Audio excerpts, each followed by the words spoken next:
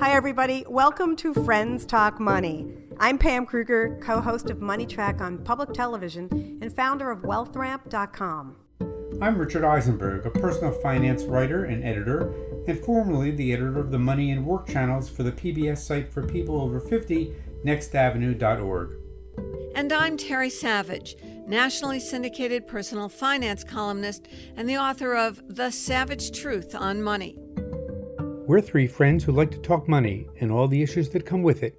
On this podcast, we're trying to help you understand your personal finances to get you and your retirement on the right path for true financial peace of mind. Hi, everyone. Today, we're going to discuss one of the most important decisions about your future that you can ever make. I'm talking about the pros and cons of where you're going to live in the last part of your life.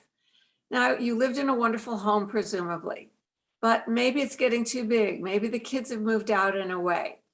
And you have to think about what comes next. Maybe you're going to stay in your home and use a reverse mortgage. We did a podcast on that. Maybe you're going to downsize to a smaller place, same community or a warmer climate. We've done a podcast on that. Look at our list.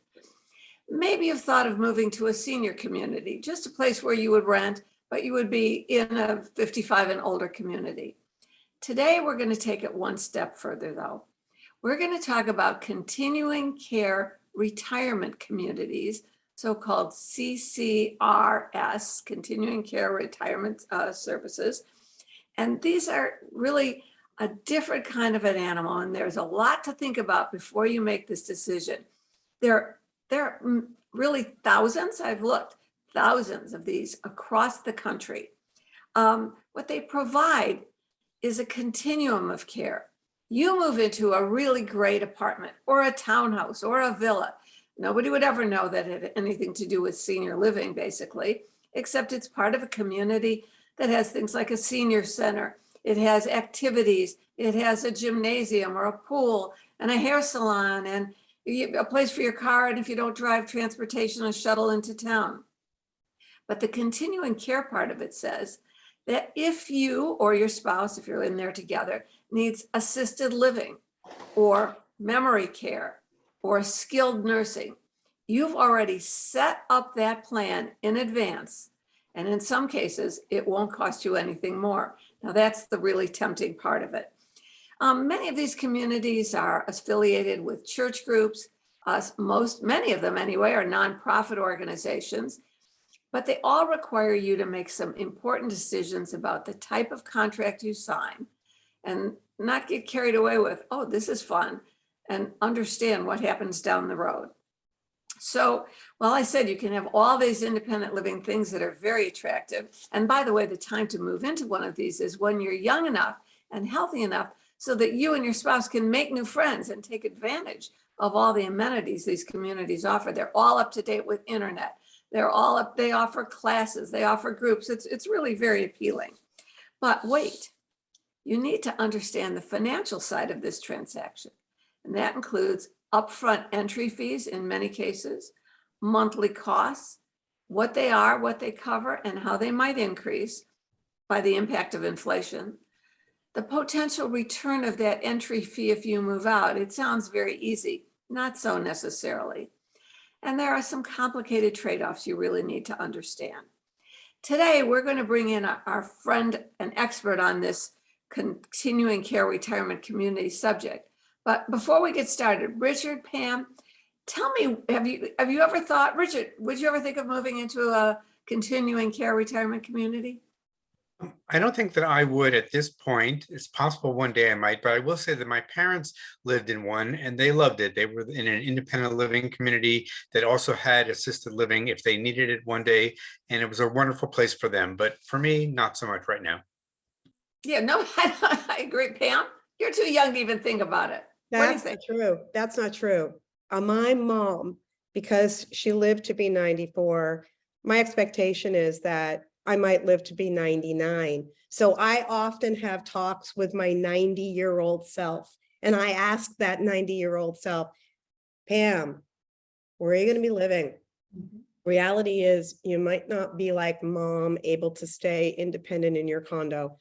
Would I consider one of these communities? Heck, yes. If the financial if it works in such a way where I'm not worried about the fine print and being, potentially setting myself up to have some sort of surprises, whether it be that, things that I would worry about that are they're going to come up, Dana, especially if you start to lay it out. Perfect. So cute. Perfect introduction to our guest today, Dana Smith. She's a senior living executive with more than 16 years of experience in this field in all aspects of senior living communities. She's currently the Chief Revenue Officer and Chief Marketing Officer for Life Space Communities based in Dallas. They have 17 various communities across the country. So Dana's involved with the strategic planning and with the revenue management, as well as the kind of approach that they take to attracting and making sure that they can retain the seniors that decide to move into their communities. So Dana, I don't know where to start. I do know where to start. Before we get into all the questions that are swirling in your minds out there, we hope we'll answer them. Explain, there are sort of 3 models of life care community. Could you give us a rundown on how they work? And they may have both or 3 in the same community. That's right. That's right. So first things first, Terry, thank you for inviting me on. I know that this can be a very stressful and complex decision-making process. Whether you're a senior or you're a child of a senior, there is a lot to learn and there's a lot to know. So let's start with the 3 different life care contract types that you typically see within the CCRC world. The first one being a type A contract. This is a full service contract. It's the most exclusive life care contract available, and it gives you as a resident the most reliable picture of your future expenses, even if your needs change. That is the key with the type A life care contract. With type A contracts, residents pay the entrance fee, which you mentioned a few minutes ago, and ongoing monthly fees for your apartment or your cottage. And you have access to an extensive range of amenities, lots of services, social opportunities. The most important thing, type A life care means if or when a resident's needs change, say the need for assistance arises, they need to really move into assisted living where they need more support and services and care, that resident can move to the appropriate level of care to meet their needs at little or no additional cost above what they're paying in their independent living apartment or cottage. That is critical to know about the type A contract. So that means if you move into a community with a type A contract, you can almost be assured of what your monthly costs are going to be, no matter what your care needs are, no matter how your needs change. Essentially, communities who offer a type A contract agree to bear the majority of the financial burden related to their residents' future care. Now, I know that before you go to type B, that this could be a substantial upfront payment. Yes. Sell their homes. I read the national average is over $400,000 for an upfront deposit. And it, depending on what apartment or house or whatever you choose, it could be $5,000, $6,000 a month. But people generally plan and have that when they sell their house. Is that how it works? They do. So type A life care, all of the life care contracts, they do come at a cost, but they also come with a peace of mind and a reassurance that knowing your future costs, knowing what it's going to cost in order to provide for your future care, that creates a lot of peace of mind for people. 2 questions about this type of community. First of all, many of them say, and when you move out or pass away, we'll refund your deposit to your heirs or to your family. Exactly. All of it, some of it. That varies.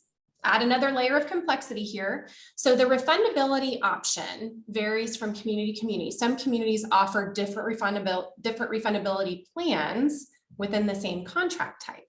So not only do you need to understand the type of life care contract, but also the refundability of the entrance fee. A traditional contract is the most popular contract in the United States. A traditional contract is an upfront entrance fee that is not refundable. It amortizes down over 48 months, and then you live in the community for the rest of your life for just the monthly service fee. So that's a traditional contract. Now, refundability options vary from 50% of your entrance fee to 90% of your entrance fee. And that refund is paid to a resident or their estate when they move out. Now let's move on to type B. Okay. Because how is that different? So type B is different. This is called modified life care. And type B, interestingly enough, these life care contracts that we're talking about, they're actually regulated by each individual state's Department of Insurance. So life care is actually considered a form of insurance, kind of like long-term care. So type B, a type B contract requires an entrance fee, ongoing monthly fees like the type A, and you get all of the benefits moving in and independent living. Peace of mind for one thing, we talked about that, but access to the community's amenities, meals, housekeeping, transportation, entertainment, programming, all the things that you benefit from living at a community. The difference is this: while this is still life care, type B contracts provide residents with a discount off of the published market rate if they move to a higher level of living, higher level of care. The discount is usually a percentage, although some of our communities do offer a dollar amount discount. This is still a great option for seniors who want to ensure their future care needs will be met. The difference is that the published market rate for higher levels of care are usually much higher than what a resident would be paying in independent living. So compared to a type A contract, costs for care will go up even with a type B contract discount. But you're guaranteed you can get in, which 15, Absolutely. 20 years from now, as everybody gets older, might not be the case. Absolutely. And most of our higher levels of living, assisted living, memory care, and then skilled care, they have wait lists for people who want to get in, but who didn't move in independently, so they weren't on the priority list in order to get that high quality of care and services that our higher levels of living offers residents. And one more thing before I let everybody, we've all got questions. The type C is what? Type C is fee for service. So it is essentially you bear your own burden for your future healthcare costs. And as your needs change, if you move to a higher level of living, a higher level of care, you pay market rate for that care level. They do require an entrance fee and ongoing monthly fees, but no discounted healthcare, no discount on assisted living or memory care. This, interestingly, is often appealing for those who have a really good long-term care policy. They still want the quality of care that a CCRC offers, but they really don't need the life care benefit because their long-term care insurance is so robust and covers so much of that care expense as needs change. Residents still receive priority guaranteed admission into higher levels of living as their care needs change. But those come at the regular monthly or per diem cost, just the same as what's paid by those admitted from outside of the CCRC, from outside of independent living. Okay, so you can either pay a lot and lock in the costs, pay less upfront, right? And manage some of the costs yourself if you move, or just pay to live there, and then you cover the cost, but you have access. Exactly. Now I want to ask one question before I let everybody else in. It's that monthly cost. That monthly cost is covering your meals, right? And your everything in your apartment. I mean, it's a cleaning service probably, and the internet and the utilities. Absolutely. And the rent of the apartment itself or the living there. So what happens during inflation when everything from your dining room costs and your employment costs in the community go up? How high can those monthly charges go up? Will Social Security keep up? Such a good question. Such a good question. So I think everyone who is listening to this podcast knows that we are in an unprecedented time of inflation. So while senior living across the board, especially life care CCRCs, have seen more substantial increases in monthly service fees, the interesting thing is it has not been equivocal to inflation. So our residents actually benefit. They're actually protected somewhat, insulated somewhat from the full burden of inflation, because living in a community, there are some economies of scale that you just don't get when you're living in your own home, when you're going to the grocery store and buying things singularly instead of our dining services programs. We buy everything at cost and in very much bulk to serve our residents, utilities in bulk. So it's almost like a cost sharing system that we really didn't think about like that until inflation occurred. So our residents are they're actually insulated from the level of inflation that the rest of the United States is feeling. Richard, I see a frown on your face and you're shaking your head. Well, I one thing have about questions. Take It was over. about inflation, and I do have a question or two. I've read that the average increase for inflation at CCRCs in the past year or so has been 3 to 4%, but that there have been some where there have been double-digit rate increases. So I just want to ask you to talk a little bit about the variance around the country. Absolutely. So up till pre-pandemic, it was almost guaranteed, not truly guaranteed, but implied that monthly service increases would only be between 2.5% and 5% a year. One increase once a year, 2.5% to 5%. In the recent past, many organizations, nonprofit, for-profit, rental, life care, have seen not only one increase that's been more than that, but some, in some instances, two that have been more than that, with one following coming January. And just at the Leading Age conference this week, reports were that many organizations are doing double-digit increases in January. So we are having to respond to inflation in order to continue to provide the care and services that we have committed to provide to our residents, but it is not actually keeping up with true inflation as the rest of the country is seeing it. Thank you. Now you talked about the A, B, and C, but my understanding there's also a D version with rental agreements. Can you talk about that? Absolutely. So rental CCRCs typically do not come with life care. They are purely a rental agreement that allows you to live in the community and move through the continuum. You do get priority access to the higher levels of living, but it is a rental just like an apartment, just like a 55 plus. Lots of services and amenities, great option for a lot of seniors. We see much rental inventory coming into the market. It's a great option. It's not a life care option. Doesn't have a benefit attached to it, but it often does. CCRCs have the full continuum, which gives you the peace of mind. There's not necessarily the reassurance or the reliability of your future care costs. Now, Yeah. lately, as you mentioned, it's been a very tough time for a lot of people economically with high inflation. I wonder what happens if somebody is living in one of these and they run out of money. They thought they had That's such enough, a good but question. suddenly they're having trouble. Is there something called benevolent care? Or Yes, what happens? What happens if they absolutely. can't? Yep. So I can speak for LifeSpace. So LifeSpace does have a benevolent care policy. It is not written in our contracts, but never in our 46-year history has a resident had to move out because of financial hardship. And we continue to uphold that commitment to our residents. I think it's really important when you're searching for a senior living community, if you're considering a life care community, to ask the questions about benevolence. Yeah, that's the last thing I want, is to be kicked out when I'm Exactly. 98. Okay, I want to put this through the lens of like real world examples.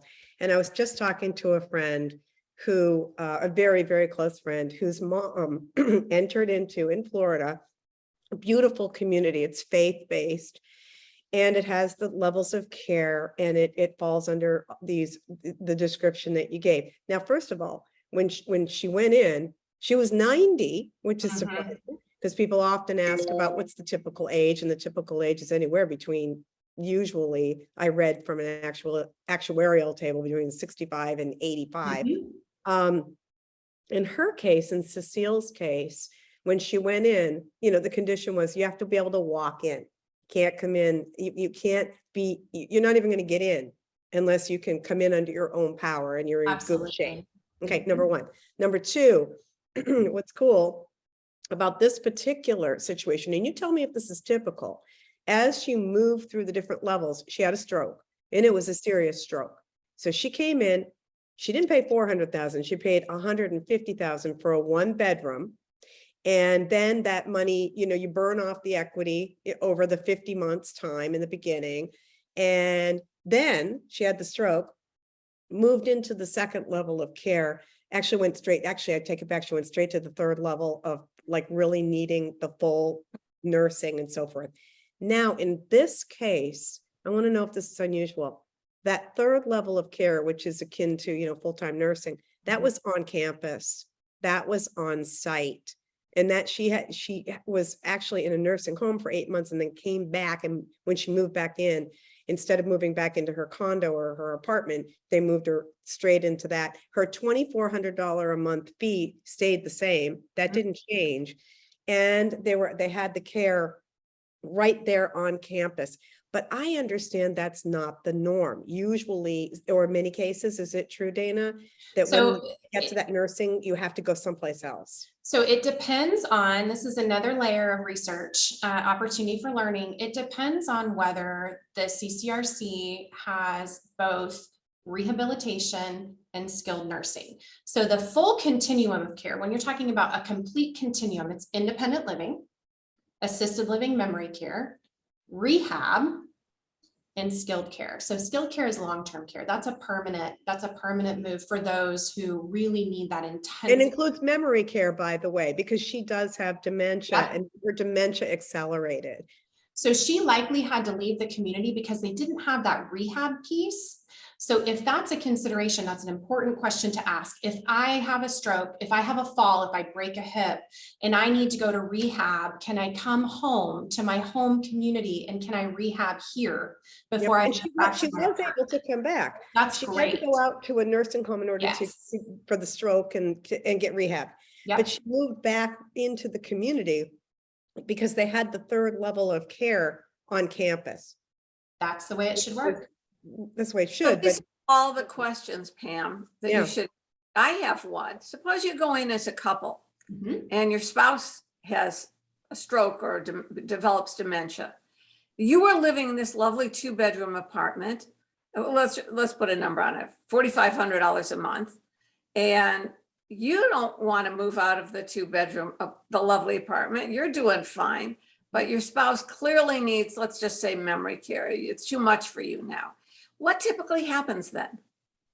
Well, the great news about that is, aside from the cost and the financial benefit, a couple can stay together. So she can stay in her apartment if she wants to keep that big, beautiful 2-bedroom, and she can visit with her husband right down the hall in the memory care wing or the memory care building whenever she wants. So what happens in terms of the financial benefit depends on the contract type and depends on the community. So sometimes that second person fee that you pay in independent living, that accounts for the cost of care and services when you go into a higher level of living. In some instances, though, that person has to pay either the equalized rate or a portion of the apartment, the independent living monthly service fee in the apartment that they came from. So that's where it gets really complicated, and couples need to really ask those hard questions. It's a good question. Will they give you that one question just to slide in really quick? I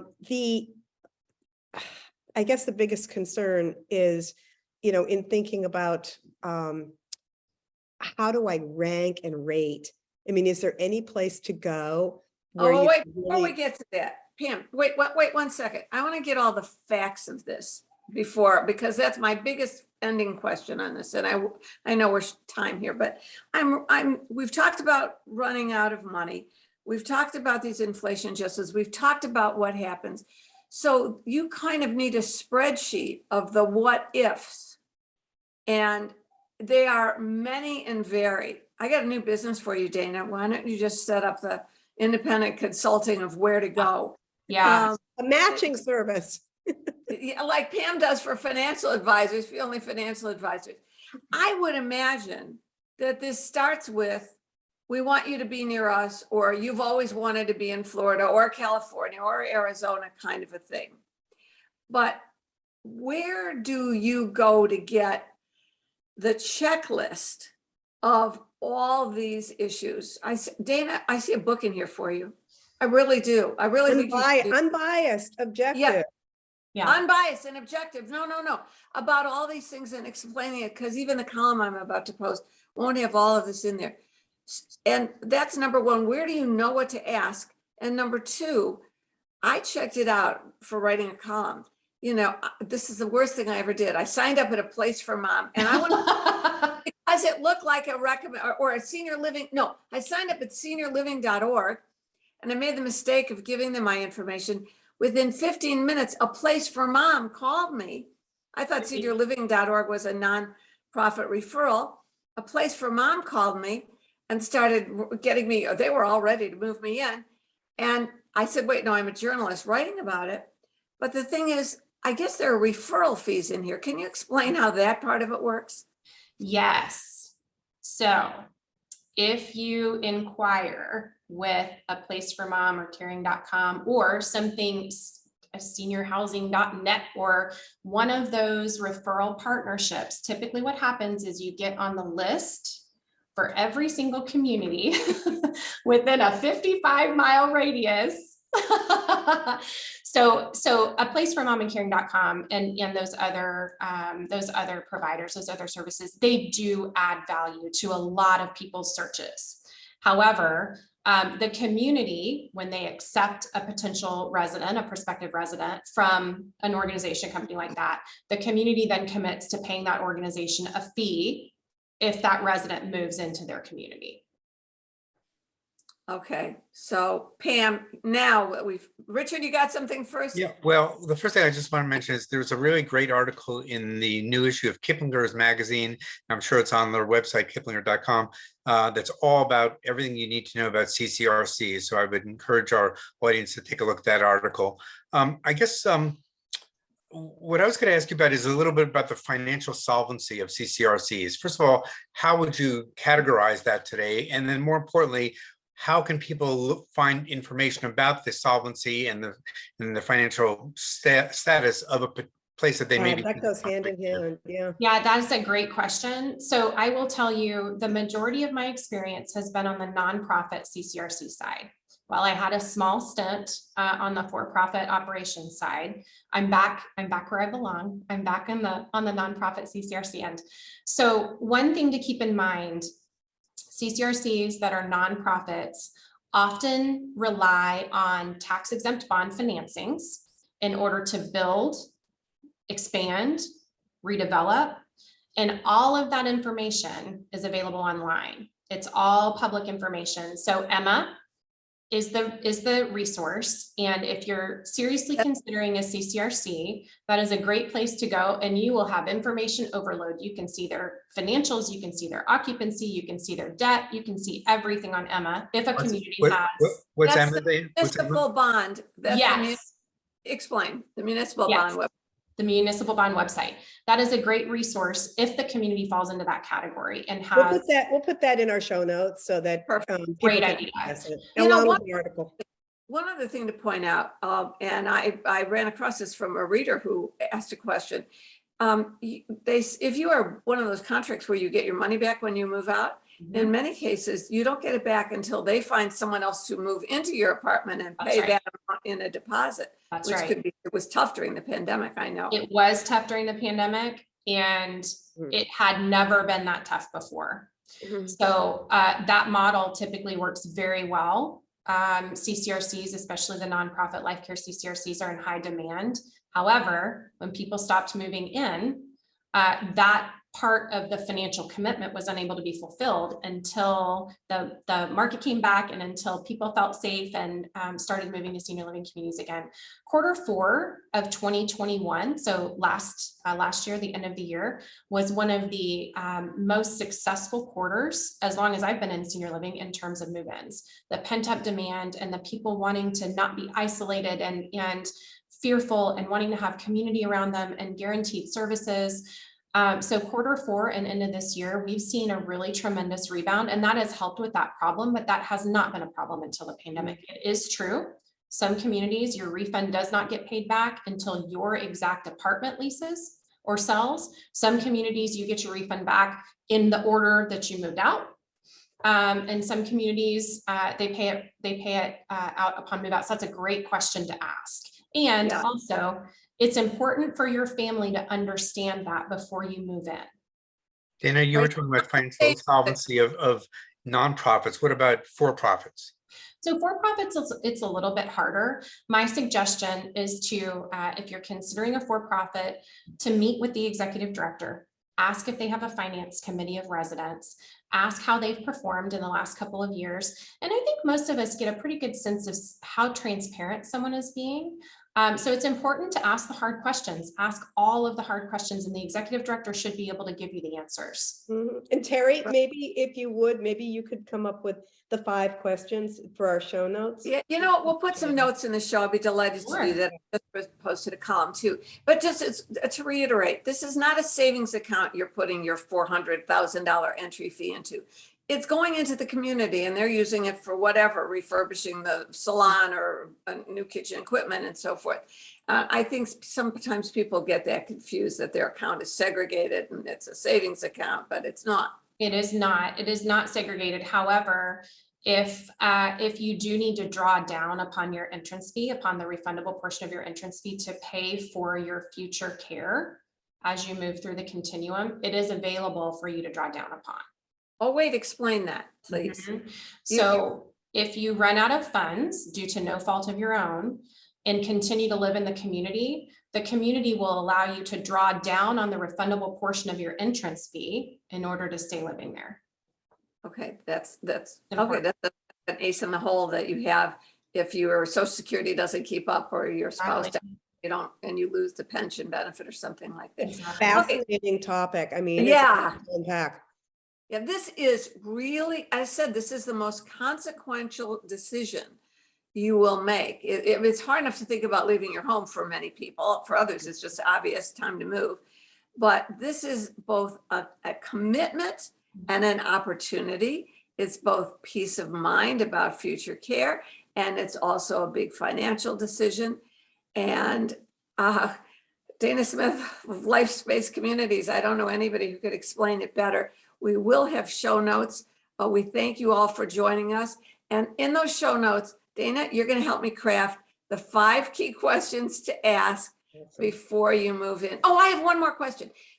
Could you ever, does somebody ever come and say, this is nice, I'd like to have dinner here and see what the food's like? Or do you have a place where I could stay over and see wake up in the morning and see who's walking around? Absolutely. Absolutely. I would encourage anyone who's considering any community I'll go for a sleepover. to not only try the food, but to stay. Meet the residents. Terry, you and I will go for the sleepover. Rich is gonna wait. We'll report back to Rich. Oh, wait, but can I bring my dog? Can Yes. you bring? Oh, of course. Questions. Okay. All right. We're all set. Dana Smith, Life Space Communities. Thank you very, very much. We hope you've enjoyed this. As I said, we'll post show notes to guide you along the way. We'll see you next time. Friends Talk Money is funded in part by a grant from the Investor Protection Trust. The IPT is a nonprofit organization devoted to investor education. Since 1993, the IPT has worked with the states to provide the independent, objective investor education needed by all Americans to make informed investment decisions. Visit investorprotection.org. We also receive support from the North American Securities Administrators Association, known as NASA. It's the oldest international investor protection organization.